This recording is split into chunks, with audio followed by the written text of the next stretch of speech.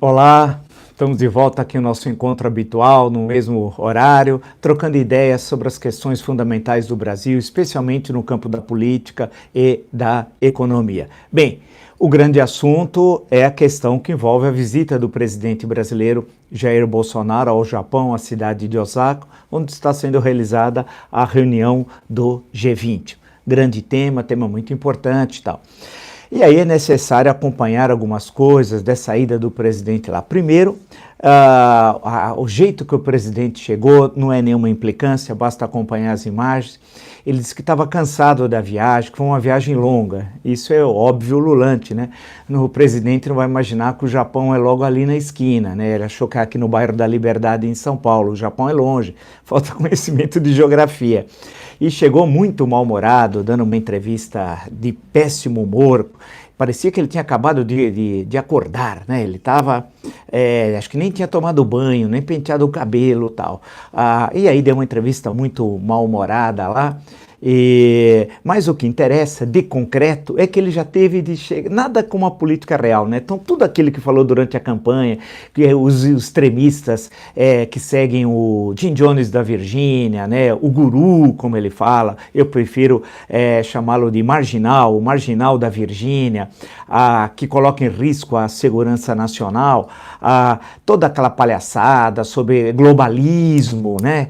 Tudo aquilo foi abandonado com o choque da realidade que foi ter ido ao Japão e passado algumas horas lá. Somente algumas horas. Tanto que agora, já o noticiário logo cedo, o Bolsonaro teve um encontro informal com o presidente Emmanuel Macron da França. Algo, é bom lembrar que tinha sido cancelada a reunião, né, a informação de ontem, mas tiveram um encontro breve, ainda que breve, mas muito importante, né, para destacar questões que são centrais. O Brasil tem com a França uma relação histórica de vários séculos, né, a influência que a França teve, por exemplo, o pensamento francês, entre outros tantos momentos da história do Brasil com a República, né, lembrar que a proclamação da República ocorre justamente no ano do centenário da Revolução Francesa, em 1889, Silva Jardim, um dos grandes propagadores da República, em janeiro de 1889, em um dos seus artigos, o Silva Jardim, que está no meu livro de discursos, 50 discursos que mudaram o Brasil e o mundo, né? Mas num dos artigos que ele escreveu no início de 1889, ele que era um republicano da propaganda, ele fala: a República tem de ocorrer no Brasil em 1889. Por quê? Porque é o centenário da grande Revolução Francesa e tal. Então tem sempre essa marca da França em vários momentos históricos. A República é inegável. Olha, durante boa parte da primeira década da República se tocava primeiro a Marselhesa e depois só a música do hino nacional, porque até então não tinha letra. A letra ela só vai surgir com Osório Duque Estrada no século XX e tal. A Marselhesa, a bandeira tricolor, o barrete frígio da Sans-Culottes de Paris, as ideias francesas, a concepção de república. Então isso foi sempre muito forte no Brasil e está presente no nosso processo da proclamação da República em 1889 e tal. Então, o encontro é um encontro importante, né?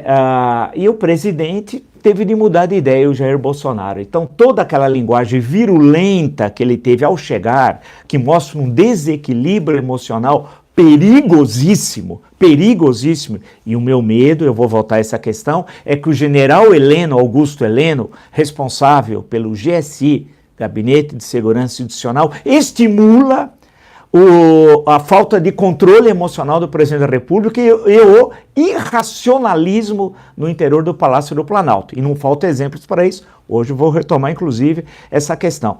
Mas o importante desse encontro do G20 foi que já teve esse primeiro, vai ter agora as reuniões coletivas, depois reuniões bilaterais, mas o encontro com o Macron. Convidou o Macron a visitar o Brasil, a visitar a Amazônia, as questões que envolvem do comércio entre Brasil e Guiana, aqui na fronteira, a questão da negociação Mercosul-União Europeia, que são questões importantes, né? E reafirmou o compromisso do Brasil, e aí voltou atrás, com o Acordo de Paris. Ou seja, aquelas bobagens, me desculpe dizer uma linguagem mais vulgar, mas aquelas bobagens ditas na campanha eleitoral e no início do governo foram abandonadas. Que eram bobagens produzidas pelo traidor Olavo de Carvalho. o guru dele, né? O Jim Jones na Virgínia, o marginal, o porno-filósofo, que dizia que não tem aquecimento global, né? Aqueles que acham que a Terra é plana, o terraplanismo, quer dizer, todo aquele extremismo fascistoide produzido por Olavo de Carvalho e que o presidente reproduzia, acabou. Acabou com o choque de realidade. Qual é o choque de realidade? O encontro no G20. Agora, tinha falado que, inclusive, queria sair do Acordo de Paris, que trata das questões climáticas. Mudou de ideia rapidamente, porque encontrou rejeição dos países europeus, França e Alemanha em especial. E nesse encontro, reafirmou seu compromisso, eu estou citando a Folha de São Paulo, com o Acordo de Paris, que trata de questões climáticas e tal. Então, nada melhor do que a realidade, né? Então o presidente já no encontro agora, já mudou de ideia. Agora, não dá, e teve um problema ao chegar, fazendo uma crítica violenta à chanceler alemã, dizendo que o Brasil entende de questões climáticas e não na Alemanha.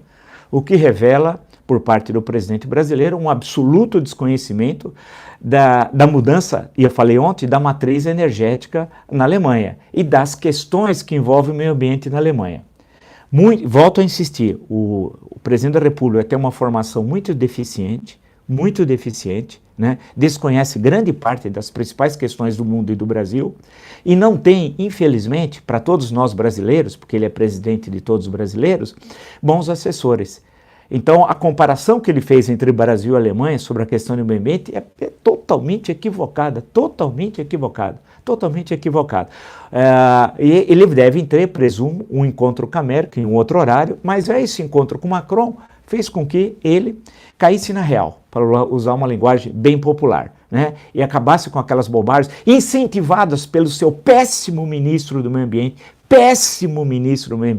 que em qualquer país sério não seria ministro do meio ambiente. Espero que saia logo. É mais um que cria problemas, eu vou falar em outros aqui, né? Que é o senhor Ricardo Salles, que é de uma incapacidade absoluta, né? Que não entende nada de meio ambiente. Então é muito bom cair na real e agora fala, não, o Brasil não sai do Acordo de Paris, né? O Brasil mantém, portanto, os compromissos em relação a questões climáticas e tal. Agora, o que eu não entendi na ida do presidente ao G20, a reunião em Osaka, no Japão, é porque ele não levou o ministro da Economia, Paulo Guedes. Sabe qual é o argumento? É que Paulo Guedes tinha de estar esses dias no Brasil para discutir a reforma da Previdência.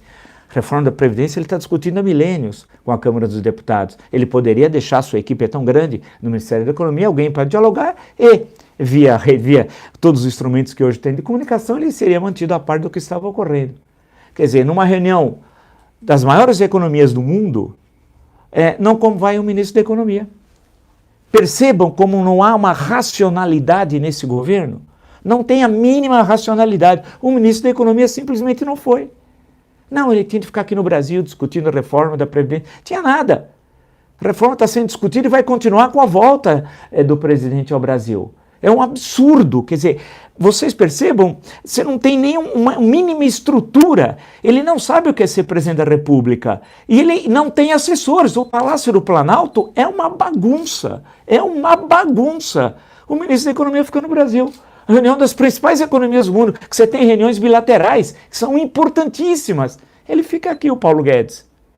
E eu não entendi também, eu acho que qualquer pessoa, né, que conhece um pouco de relações internacionais, a não ida do ministro das Relações Exteriores, Ernesto Araújo. Poxa vida, todos os ministros das Relações Exteriores estão lá. O do Brasil não está. Mas por quê? Qual a razão? Né? É algo absurdo. Mas ele está na Europa negociando a questão Mercosul-União Europeia.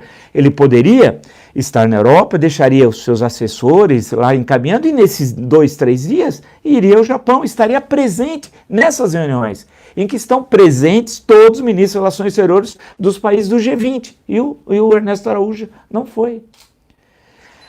E a minha preocupação também em relação à reunião do G20 e da participação brasileira, entenda-se, claro, é essa relação de confronto, de intolerância bélica, né, que o presidente tem com os chefes de Estado de outros países.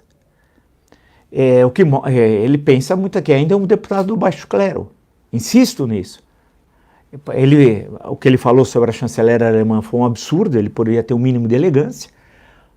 Teve de voltar atrás agora em relação ao presidente francês, e aí deve ser louvado, ainda bem, parabéns, tal, voltou atrás, porque a questão toda é o seguinte: se o Brasil não mudar a sua postura nas relações externas, o Brasil será um pária na comunidade internacional, hein? Um pária. Veja que até aqui, na América do Sul, os problemas que ele causou na visita ao Chile. E na Argentina, a possibilidade do Macri não ser reeleito é muito grande. Teremos problemas, portanto, no interior do Mercosul. Ele criou problemas com a China, agora vai ter um encontro bilateral com o presidente chinês, vai ter de mudar aquele discurso que ele tinha anti-China. Então, vocês percebem o número de atritos? Para que isso? Que o Brasil ganha com essa política bélica de confronto, e agora teve de mudar em relação à União Europeia.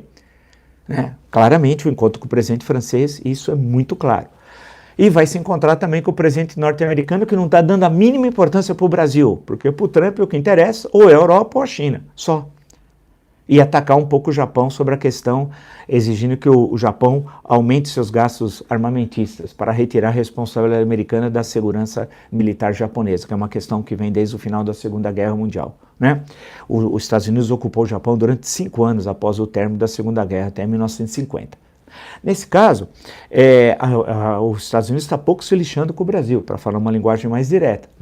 Mas vai ter um encontro. Eu só espero que não tenha um gesto de subserviência tão grande como foi da sua primeira visita aos Estados Unidos, quando foi a Washington, e foi um momento vergonhoso. Nunca um presidente brasileiro agiu de forma tão subserviente junto a um presidente norte-americano. Foi um momento vergonhoso da vida nacional, que eu espero que o presidente Jair Bolsonaro, que é presidente, lembre-se, de todos os brasileiros, haja como presidente da República Federativa do Brasil.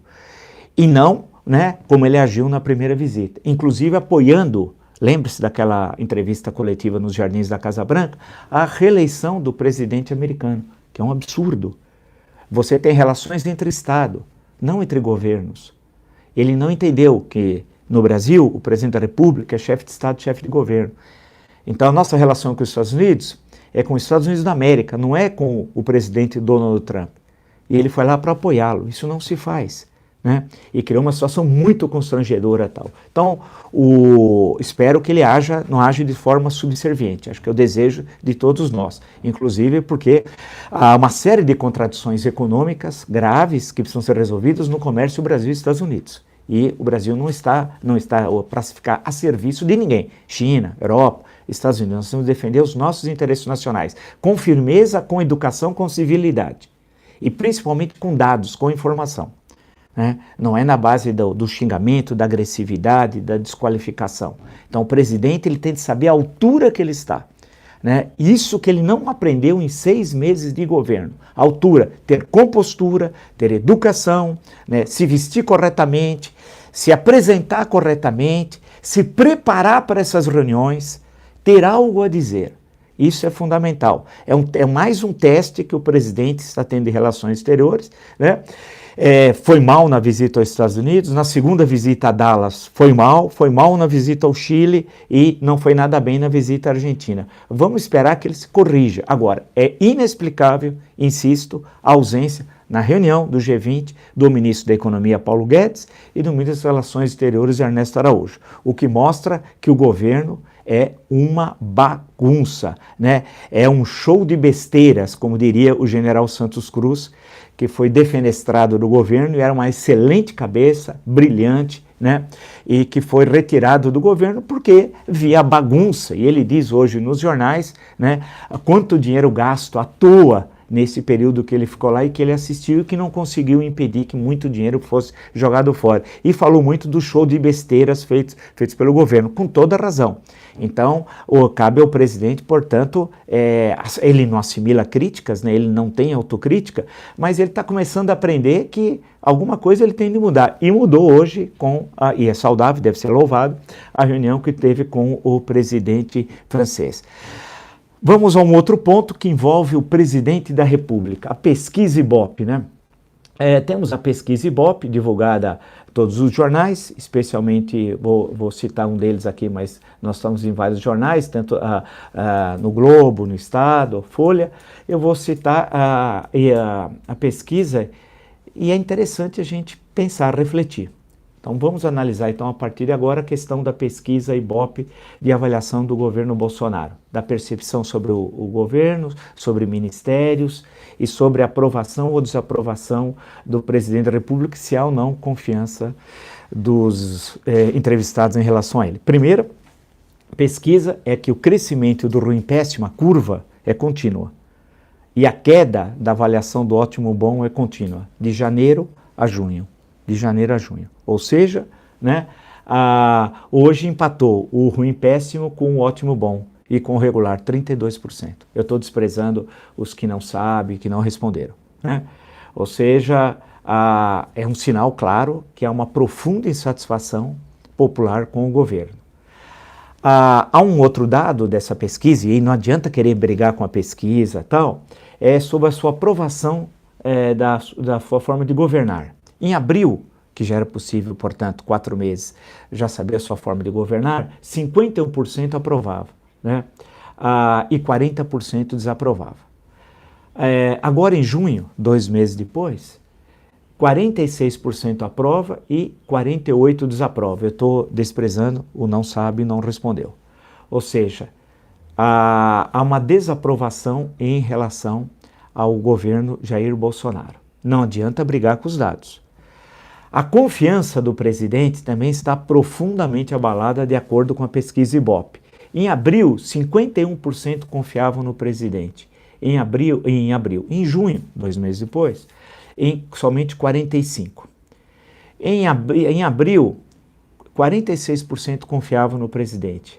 Agora, em junho, 51% não confia no presidente. Então, repetindo, né? Não confia agora em junho, 51%, confia 45%. A sua maneira de governar também é desaprovado pela maioria. E são sinais claros que o governo está indo muito mal. Né? Está indo muito mal. E não adianta adorar a pílula. Está indo muito mal. A avaliação é muito negativa. A percepção sobre o governo desaprova. O único dos setores que a aprovação ganha do desaprova, segundo a pesquisa Ibope, é na segurança pública. 54% aprova, 43% desaprova. Meio ambiente, também, desculpe, está 46% a 45%. Aí vem os desaprovos. Combate à inflação, a maioria desaprova, 49%. Combate à fome e à pobreza, a maioria desaprova, 51%. Educação, isso é importantíssimo, hein? 54% desaprova e 42% aprova. Combate ao desemprego, gravíssimo, terrível que nós vemos. 51% desaprova e 41% aprova. Sobre a saúde, que é o caos do país, né? 56% desaprova e 40% apenas aprova. Ou seja, é uma pesquisa que retrata o que nós estamos dizendo, né? Que o primeiro semestre, o governo foi muito mal. Muito mal. Mudança de ministros, designação, ministros incapazes, ministros que o presidente não conhecia. Ele não conhecia vários ministros. O Ricardo Vélez, da Educação, o colombiano, que não falava português, ele não conhecia e confessou depois num tweet que não conhecia, tinha pedido um nome para o pornofilósofo. O pornofilósofo indicou o Ricardo Vélez, que também ele nunca tinha conversado pessoalmente. Olha a irresponsabilidade. Depois ele nomeou o Weintraub, eu vou voltar ao Weintraub hoje, daqui a pouquinho, ministro da Educação, que ele tinha um conhecimento muito rápido tal, que é um incapaz. Né? Então, o caso do Gustavo Bebiano, do general Santos Cruz, as mudanças na FUNAI, Correios, né? A questão do Laranja, do Marcelo Álvaro Antônio, os Laranjas, do PSL em Minas Gerais, Marcelo Álvaro Antônio é ministro do Turismo. Em suma, tem uma série de coisas que ficou muito claro que nós comentamos aqui, que é uma desaprovação. E os brasileiros votaram contra o PT, não a favor de Bolsonaro em outubro do ano passado. Não queriam o PT, não é que queriam o Bolsonaro. Muitos sabiam que o mal menor era o Jair Bolsonaro. Basta ver todas as entrevistas que foram dadas naquele período. E tem razão, porque havia um receio de que o PT voltasse ao poder, o que ele pudesse fazer. Né? Basta ver que o seu candidato Fernando Haddad ia toda segunda-feira ouvir o sentenciado Lula em Curitiba. Não podemos esquecer disso. E isso causou um efeito devastador. Né? As pessoas tinham medo. Nós teríamos um presidente no Palácio do Planalto que toda semana ia se consultar com um sentenciado. É possível isso? E a população rejeitou isso e votou em Jair Bolsonaro, não pelas suas propostas, insisto, não pela sua visão de mundo, insisto, mas era o receio do PT. A maioria não queria saber do PT. E a pesquisa agora, muitos estão vendo o que é o governo Bolsonaro. Se fosse parlamentarismo, já tinha caído o gabinete. Mas é presidencialismo e aí mora um problema para nós refletirmos em termos estruturais. Como é que o Brasil vai conviver com mais 3 anos e meio de Jair Bolsonaro à frente da presidência da República? Essa me parece uma pergunta fundamental para os setores responsáveis da política, setores responsáveis da economia, né? E os analistas. Quer dizer, como é que o Brasil vai conviver com isso? A tendência é piorar. A desaprovação em relação à aprovação, a percepção do governo, a maneira de governar, a tendência é piorar. Nada indica que vai haver uma mudança a curto prazo. Né? E teremos, por exemplo, o Enem. Imagina o caos que deve ser o exame do Enem. Está na cara que vai ser. Já mudaram 3 responsáveis em 6 meses. Já teve 2 ministros da Economia. Né? Então, a situação, portanto, é uma situação muito preocupante. Se o Brasil resiste a mais 3 anos e meio de Jair Bolsonaro. É uma pergunta boa, que depois nós vamos discutir outros dias, que é a questão que envolver os governos Collor e Dilma, que não tinham maiorias parlamentares e como acabaram, um em 1992 e outro em 2016. Em situações econômicas gravíssimas. Lembrar que, por exemplo, a Dilma Rousseff entregou o país na crise mais grave econômica da sua história, ao menos da história republicana.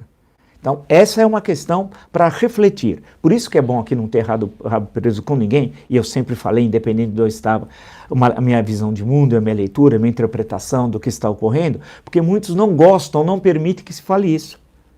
Mas tem de falar isso porque isso é a realidade. Os dados aqui demonstram isso, inequívoco. Não adianta querer tapar o sol com a peneira, falar que está tudo indo bem, tudo indo uma maravilha. A maioria está desaprovando. Está aqui. A maioria está desaprovando. 48%. E a maioria não confia no presidente. Então não adianta. E vai ter novas pesquisas divulgadas, provavelmente essa semana ou no início da próxima, que vão ampliar esses dados de desaprovação a Jair Bolsonaro. Então não adianta querer falar assim, não pode falar, é proibido, tal. Nada, essa é a realidade. A realidade se impõe, não adianta. Não adianta, a verdade vem à tona. Não adianta ficar empurrando. Né? Sobre o PT, a verdade não veio à tona? Né? Um dia eu quero voltar a essa questão. Muitos hoje que estão com o governo Bolsonaro estavam com o PT. Aproveitaram do PT durante 13 anos largo período todo, pegou os 8 anos do Lula, os 4 primeiros anos da Dilma, 12, mais o primeiro ano da Dilma, 13 e até quase metade do ano seguinte. 13 anos e 5 meses. Então hoje o governo Jair Bolsonaro, né? E não gosto de ouvir críticas, como não gostava das críticas que, por exemplo, eu fiz ao PT. Basta ler meu livro, Década Perdida, 10 anos de PT no poder, por exemplo, né? Lá você tem um apanhado geral dos primeiros 10 anos, tal. Bem, então não adianta querer remar, inventar uma outra realidade. Parece 1984, do George Orwell, né? O Ministério da Verdade. Um dia eu vou ler uns trechos aqui para vocês, semana que vem eu prometo. Então essa é a realidade. Bem, além disso, né, da questão da pesquisa Ibope, eu acho que vale a pena, já que eu toquei no nome dele, rapidamente, falar do Weintraub. O senhor Weintraub, ele é, por incrível que pareça, o ministro da Educação. E teve os episódios da cocaína, da apreensão dos 39 quilos em Sevilha, no avião presidencial, tudo isso que nós vamos daqui a pouco tocar rapidamente nessa questão, que é de conhecimento de todos. Ele ontem tuitou, o senhor Weintraub, aquele mesmo que brincou com guarda-chuva de dançando como Gene Kelly, no Cantando na Chuva, é aquele mesmo que tirou a camisa para mostrar um pino que tem no braço, né? Fez striptease e tal. Esse senhor, absolutamente incapaz, irresponsável, que eu me sinto envergonhado, eu como professor, de ter uma pessoa como essa no Ministério da Educação, como essa, inculto, incapaz, não sabe formar equipes. Outro dia eu estava lendo um livro sobre o Gustavo Capanema, que foi o ministro da Educação por mais tempo, 11 anos, a equipe do Gustavo Capanema e a formação intelectual do Gustavo Capanema, ministro da Educação de 1934 a 1945. E olhar, Weintraub, nomeado também pelo guru do presidente, o marginal, o Jim Jones da Virgínia, né? O porno filósofo, que indicou ao presidente. Então, a culpa não é do marginal, Não é do porno filósofo, a culpa é do presidente da República. Foi ele que pôs esse cidadão. O que ele disse ontem após a notícia que envergonhou todos os brasileiros do avião presidencial com 39 quilos de cocaína. Ele tuitou o seguinte: no passado, o avião presidencial já transportou drogas em maior quantidade. Alguém sabe o peso do Lula ou da Dilma? Vou repetir. No passado, o avião presidencial já transportou drogas em maior quantidade. Alguém sabe o peso do Lula ou da Dilma? Disse o Weintraub no Twitter ontem. Isso, em qualquer país que tenha um presidente digno do nome, era demissão sumária, sumária. Isso ocorre na Inglaterra, na França, na Espanha, no México, na Argentina. Já ocorreu isso no Brasil? Nunca, nunca, nunca, nunca, nunca, nunca. Não é possível nós silenciarmos. É demissão sumária, sumária, sumária. Não tem conversa. Olha a que ponto baixo nós chegamos. E eu critiquei Ricardo Vélez, fui o primeiro a mostrar a sua incompetência. Quantas vezes fiz isso? E fui o primeiro a mostrar a incompetência. Por isso que o pessoal não gosta de mim e cria problemas. Diz que eu crio problemas, né? Eu não crio problemas. Eu identifico problemas e aponto, dentro da minha visão de mundo, soluções. E não gostam os chapa-brancas. Porque está aqui, o negócio está muito claro. Esse homem não pode ser ministro da Educação. Ficou 20 anos no mercado financeiro. Passou brevemente, estranhamente, pelo campus de Osasco, da Universidade Federal de São Paulo, a Unifesp, né? E na área de contabilidade, uma coisa muito estranha. Num dia nós vamos discutir melhor isso. Passou brevemente, não tem a mínima experiência, não conhece educação, nunca leu um livro de pedagogia, nunca deu aula no ensino fundamental, no ensino médio, não conhece o que é universidade pública, não conhece pesquisas, nunca foi um pesquisador, nunca produziu nada, nada, nada, nada. Mas o presidente da República assim o quis, porque ele é que assinou a nomeação desse homem que escreve isso.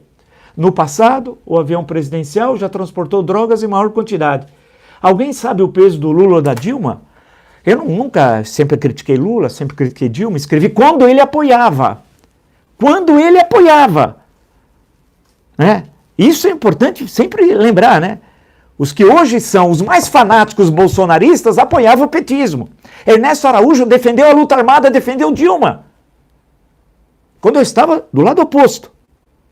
Carlos Bolsonaro apoiou o PT em 2004 no Rio de Janeiro. Eu estava do lado oposto. O Weintraub descreve isso. E o que o presidente falou sobre isso? Nada, nada. O presidente não tem autoridade. O presidente Jair Bolsonaro não tem autoridade. Não tem autoridade. Porque se tivesse autoridade, ele demitiria imediatamente o ministro da Educação.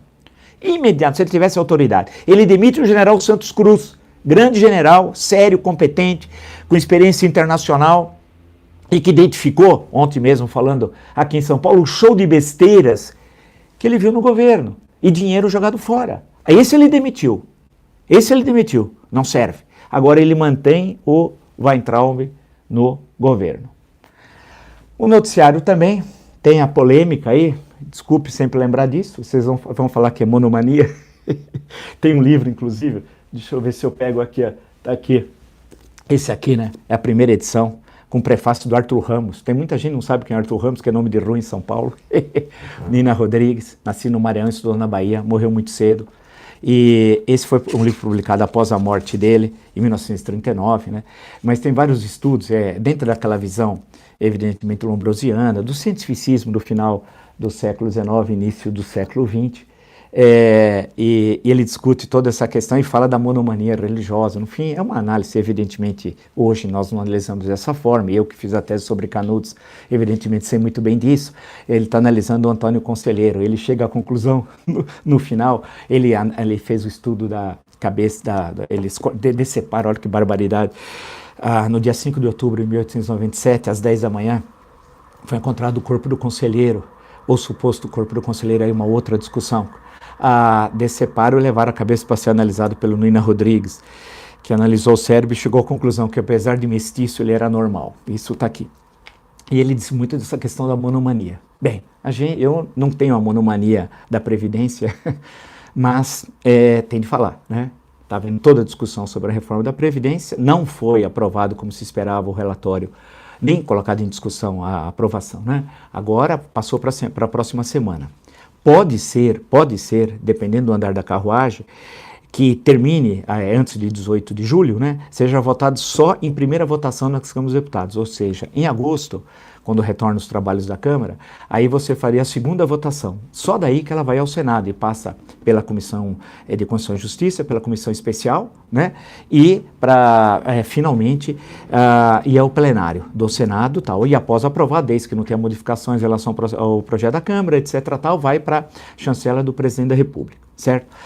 Então, essa é a questão que está presente agora aqui. Polêmicas, o Paulo Guedes metendo o pé pelas mãos, dando declarações infelizes, há um confronto entre Paulo Guedes e a Comissão Especial. O presidente da Comissão Especial, o deputado Marcelo Ramos, já respondeu duramente. Em suma, vamos ter ainda hoje, sexta e um sábado e domingo, com muitas reuniões em Brasília, e vamos ver o que vai ocorrer na primeira semana de julho, porque aí tem de votar primeiro na comissão, para depois ir a plenário. E lembrar que tem os destaques.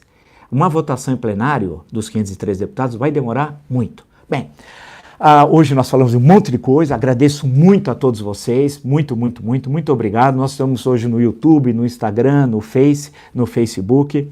Agradeço a todos. Se você gostou dessa live e de outras lives que nós já fizemos, de outros vídeos, são muitos que já estão postados, agradeço as mais de, nesse mês, de 5 milhões de views, né, que nós conseguimos em tão pouco espaço de tempo. Muito obrigado, que é um trabalho com muito esforço, muita dedicação e compromisso com vocês, compromisso com a verdade, não tendo medo, não tendo rabo preso com ninguém, tendo compromisso com o nosso Brasil, independente de governo, de partido, de ideologias furadas, nada disso. Então, se você gostou do meu canal, se inscreva no meu canal no YouTube, Blog do Vila, Marco Antônio Vila. Se gostou das lives, dos vídeos, coloque, por favor, lá um like, ative as notificações, utilize da página de comentários, escreva, polemize em alto nível, que conosco é assim, alto nível, podemos ter uma certa exaltação, e tenho, porque tem razões, eu não estou construindo uma exaltação, né, com tudo isso que a gente tem no noticiário, mas da forma como nós somos sempre, pode ser de forma dura, mas sempre qualificando. Por isso que eu insisto sempre, a fala é dura, mas sempre qualificada, sempre com a antropologia, a sociologia, a política, a história presentes, né, ali, dialogando com a conjuntura brasileira tal, e não aceitando absurdos, né, como muitos que preferem viver de joelhos. Nós, eu, vocês, nós preferimos viver sempre com a espinha ereta, com o coração tranquilo e com as mãos limpas. Muito obrigado. Segunda-feira estamos aqui na live nesse mesmo horário e vamos postar alguma coisa, claro, também no sábado e domingo. Mas segunda-feira com a live nesse mesmo horário, às 8 horas da manhã. Até!